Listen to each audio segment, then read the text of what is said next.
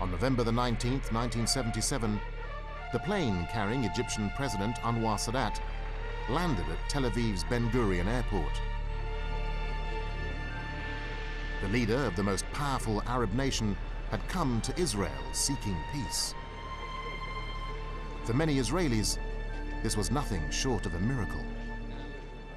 It was, the Messiah has come. It was so absolutely incredible. And I still believe it was incredible. I don't think in history there's any parallel to it. The closest you could say the first walk of the man on the moon. But even this does not really come close to it. I was one of the company from the tarmac to the receiving line. And he sends all these red leadership, government and opposition alike. And I saw what happened. Golda Meir looked at him and she said to him, Mr. President, I was waiting for many years for this moment. And Sadat whispered, me too, ma'am. I started to cry. I forgot my job, I forgot my mission, everything. Some cameras there were taking pictures of Sadat and of this strange Israeli journalist who is crying instead of writing the report. Back in Egypt, there were tears of a different kind. أنا بكيت بشدة. بكيت صحيح. I cried and cried. I felt that the visit was compulsory. حسيت إن الزيارة ديت I didn't want it. أنا مش عاوزها. لكن في نفس الوقت شايف But my head of state was going there. وشايف إن المسألة ما ينفعش. I felt that it would not work out. فبصيت في عيونهم حسيت إن هم مبسوطين. I watched television. شمتانين I saw in the eyes of the Israelis a look of glee at seeing Sadat. وجمع من قيادات مصر. And I saw in the eyes of the Egyptians كانوا معاه a look of defeat. حسيت شوية بانكسار في عيون الناس اللي رايحة. Sadat spent his first night in Jerusalem, in this presidential suite at the famous King David Hotel. Formerly the headquarters of the British Mandate in Palestine, the hotel had been bombed in July 1946. Over 90 people were killed in the attack, carried out by a militant Jewish group called the Irgun. The head of the Irgun at that time, who had ordered the bombing, was none other than Menachem Begin. 31 years later, Begin was now Israeli Prime Minister and host to the Egyptian president staying at the very same hotel. Begin's past offered an insight into his uncompromising Zionist ideology of Eretz Israel, or the land of Israel. I knew Begin very well, and I know the ideology on which Begin was brought up. It is the map of Palestine as defined in 1920 by the British Mandate over Palestine. It included Transjordan. It does not include Sinai. It does not include the Golan Heights. For Begin, Sinai did not belong to Eretz Israel.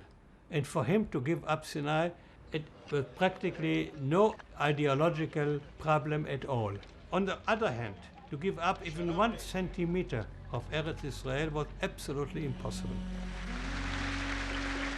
Begin believed that Jerusalem, the West Bank and Gaza were integral parts of Israel. This was an ideology that would prove unyielding to the conditions Sadat laid out in his speech to Israel's parliament, the Knesset.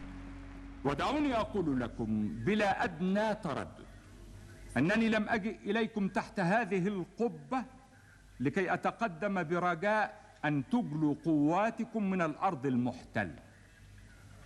إن الانسحاب الكامل من الأرض العربية المحتلة بعد 67 أمر بديهي لا نقبل فيه الجد ولا رجاء فيه لأحد أو من أحد، إذ لا معنى لأي حديث عن السلام الدائم العام ولا معنى لأي خطوة لضمان حياتنا معا في هذه المنطقة من العالم في أمن وأمان وأنتم تحتلون أرضا عربية بالقوة المسلحة.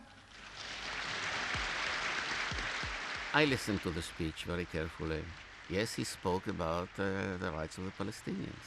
It would have been impossible for him not to do that.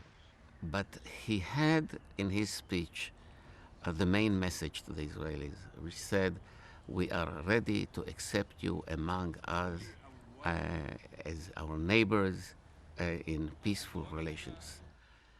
This was the historic sentence. On the streets of Tel Aviv, Israelis responded to Sadat's speech with a mix of caution and excitement. Well, I think it is a great step for peace. Let's just wait for the results and see. When he says to Israel that he wants back all of the things that we have won in every war, then to me it's a little bit frightening. It's too much. He's serious in what he's talking about. And if they both give in a little bit more, then everything will be all right. But Israel's Prime Minister, ever the tough politician, was reluctant to discuss a comprehensive accord involving the occupied territories and Palestinian rights.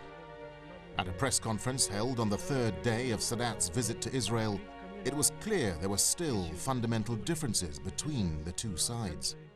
We agree upon the principle, upon security. We agree. But the meaning of security, we differ on it.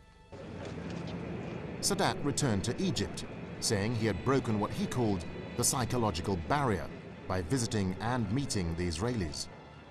But many Egyptians were left wondering who'd been the real winner. Israel achieved unprecedented gains. The head of state of the largest Arab country in resources, people, and armed forces, an important frontline state, is visiting Israel. The visit was a great gain to Israel. They would have said to him, thank you and goodbye. That's what almost happened. But for Sadat to say he was going to embarrass Israel and to gain initiative and to break the psychological barrier, this is all just rhetoric. Even an old lady like I am will live to see the day. I've always said it. You always call me an old lady, Mr. President. The following month, on Christmas Day and Sadat's birthday, Begin returned the visit.